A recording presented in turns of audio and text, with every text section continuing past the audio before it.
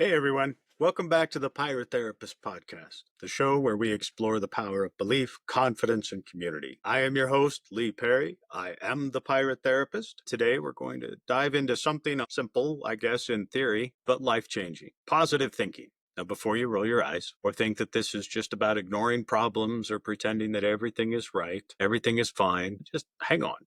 Positive thinking is not about denial. It's a mindset. It's a perspective. It's resilience. It's about shaping how we see the world and how the world responds in kind. So let's break it down. What does positive thinking actually do for you? How can you start doing it or using it in real life? And why does it matter now more than ever? So let's go. At its core, positive thinking is the practice of focusing on the good in any given situation. It doesn't mean ignoring the bad. It means choosing to see beyond it. It's the difference between saying this is impossible and saying this is hard, but I'll find a way. It's choosing hope over despair, optimism over cynicism, possibility over paralysis. We're not born positive thinkers, we practice it. And the cool part is the more we do, the stronger that mental muscle gets. It's a skill. So let's talk about the science behind it for just a second. This isn't just wishful thinking. There is research behind this. Studies from the Mayo Clinic show that positive thinking is linked to lower rates of depression, reduced stress, and indeed, your body benefits from your mindset. Psychologist Barbara Fredrickson has a theory called broaden and build theory. She found that positive emotions actually expand our awareness and help us to build new skills and resources over time. Positive people are more creative, more resilient, and more likely to bounce back after things don't go as intended.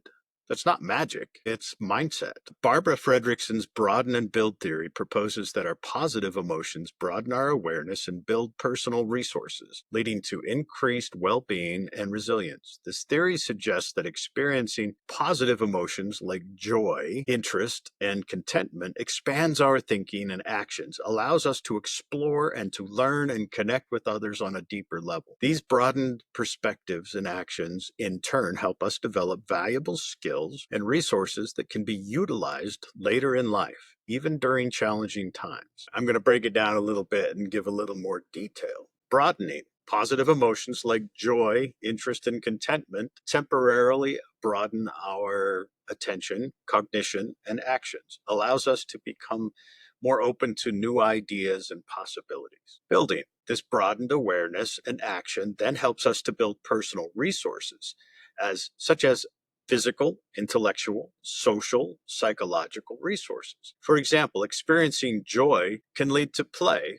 which can build social connections and improve physical health. Everything is interconnected. Upward spirals. We've all heard of negative ones. Negative spirals, I'm sure we've all experienced those too. Broaden and build theory suggests that experiencing a positive emotion can create an upward spiral where positive emotions lead to broadened thinking and resource building, which then leads to more positive emotions. Long-term benefits: the resource built through positive emotions are more durable than the initial emotion experience itself, providing us with tools and strengths to navigate future challenges and enhance our overall well-being. In essence, Fredrickson's theory emphasizes that cultivating positive emotions is not just about feeling good in the moment. It's about building a foundation for a more resilient and resourceful and fulfilling life. Some of the real life benefits: what does this look like? Improved relationships. When you see the best in others, it brings out the best in them too. When you show people a positive attitude, it encourages them. They want to meet you at your level. It's important that we do what we can to be positive for the people around us, because it will lift us, and in turn, they will try and be more positive, which will in turn help us to lift ourselves. And we lift each other up that way. And that's a positive, desired outcome. Better health. People who practice optimism have stronger immune systems, again, research-based, and lower blood pressure. Greater success. Optimistic people don't give up as easy. They set goals, they pursue them with determination and belief. More confidence. When you believe that things can work, you're more likely to try. And the more you try, the more you learn. Remember, just because something doesn't go as planned doesn't mean you failed, but rather it's a learning opportunity. It's only true failure if you refuse to learn the lessons that it has for you. We're hardwired to ask why when something doesn't go as expected. That's the time to explore the why and not throw your hands in the air and give up. And here's a truism. You don't need to be naturally positive in order to start seeing the benefits. Positivity is a behavior, it's a skill, it's a way of thinking. It's not necessarily a personality trait. I have a friend that I haven't seen in some time.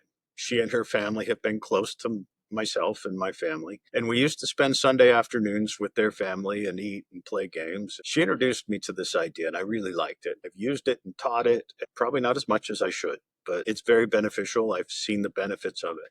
I've used it at times. Sometimes I didn't when I should have. I look back on it and I realize the benefit that I got when I did use it. The idea is one of gratitude. She told us that she would do this when she felt particularly negative, and it would help reset her mind and make things return to a more positive way of thinking and being. What she would do is take a month and she would start writing down 3 things that she was grateful for.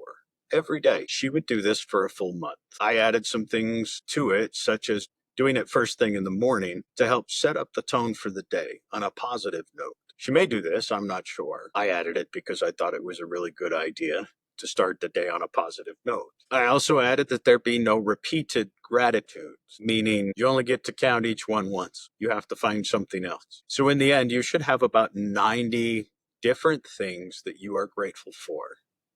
And that may seem like a lot, that may seem daunting, but it's not really. If we stop and pay attention to the life around us, to things going on, there's a lot of things to be grateful for. Something as simple as breathing fresh air or being able to sleep well, having your family around you, watching your kids laugh or your dog be silly. We don't need to be grateful only for the big things, because much of the joy in life comes from acknowledging the little things and taking the time to be grateful for them. This has made a positive change in my life, and for that, I am grateful to Kimmy for showing me that. It seems so basic, but until you start applying it, it doesn't seem very big. I'm telling you, it's life-altering in a good way.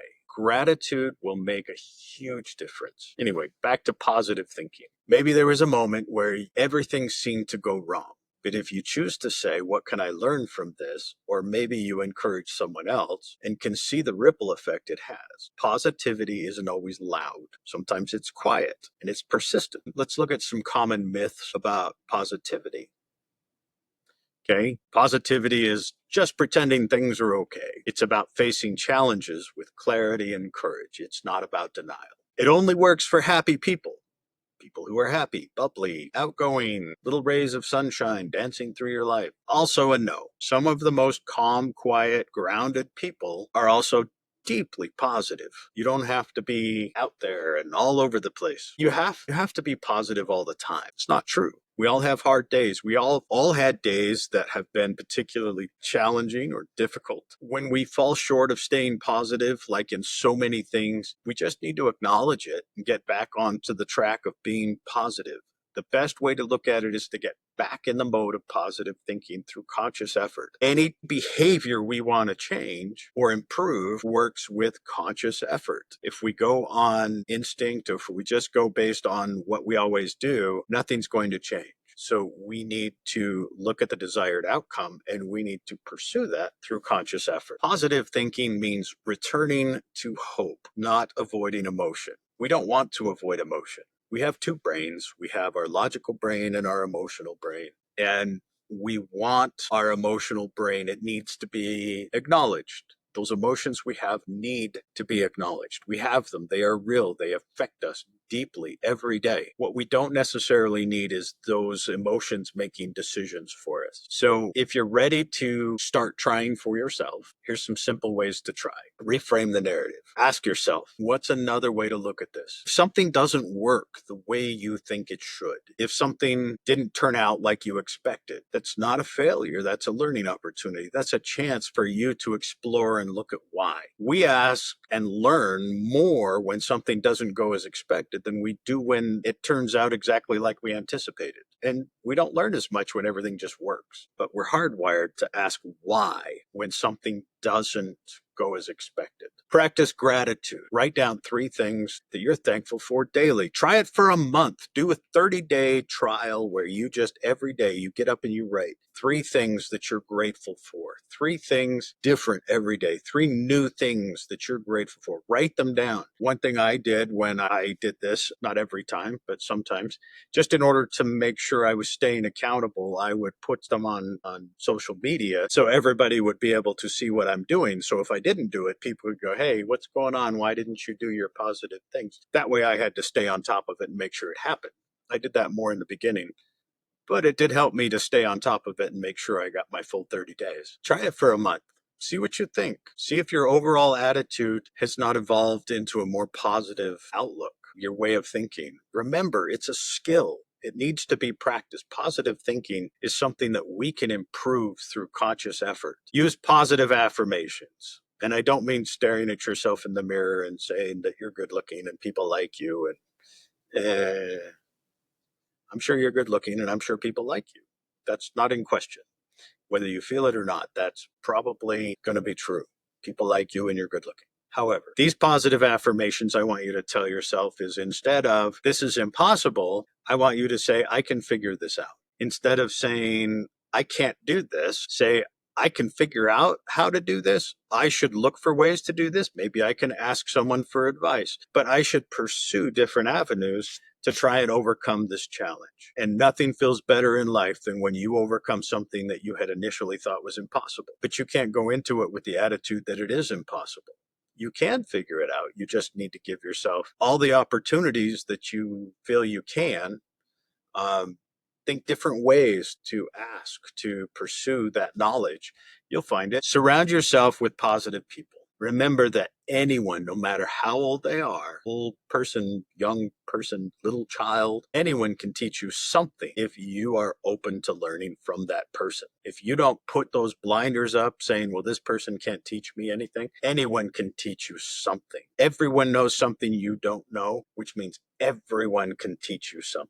Limit your negative inputs. Cut back where you can. Sometimes we get frustrated and we need to step back. We need to just take a breather, take a minute, clear your mind. Pushing through is not always the best way to move forward. This is not about being perfect. It's about showing up with a mindset that says, I have a choice in how I respond. Remember, our control in life begins and ends with ourselves and our choices. We cannot control what happens to us, but we can control how we respond to anything that happens to us. We get to make some choices, and that's awesome. We don't get to choose the consequences of those choices. That's a quote by Zig Ziglar. You should look him up. He's written a lot of books. He's a very funny guy, very positive guy. I like all of the things that I have heard from him.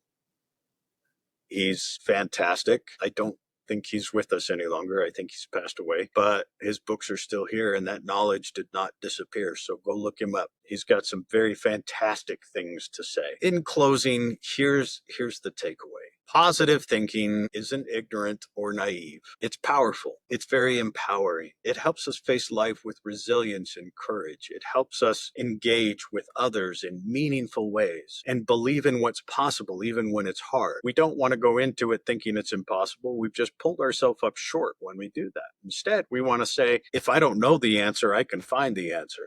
And we need to pursue that. That accomplishment, that achievement, that growth makes us feel satisfied with life. It gives us that sense of achieving and doing and being. And we feel good when we're learning and growing. And we want to keep doing that. You don't have to wait for your life to change in order to start thinking positively. The change will come when you start practicing positive thinking. Remember, your power is in your choices. You can start anytime you want.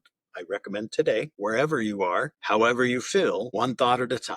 Thanks for being here with me on The Pirate Therapist, episode 3. If this episode has sparked something for you, if it's resonated with you in any way, please share it with someone that might need a little encouragement. Give it to someone who might need a little nudge or could benefit from seeing this video. I hope to make a positive impact on people. I hope that people will benefit from these episodes. I realize this is another short one, but I want people to be able to benefit from these things. So if if you are benefiting from these, if you think these are worthwhile, please share it with your friends, your family, share it with people that you think would benefit from hearing what I have to say. Anyway, I am Lee Perry. I am the Pirate Therapist. If this has been good for you, I am grateful to you. I hope that you can see a positive change in your life. Until next time, I hope you have a wonderful day. Please take care of yourselves. Treat yourself kindly. Treat your neighbors kindly. Remember, everybody has bad days and everybody needs a hand up once in a while. Be the person that everybody's happy when they walk into the room,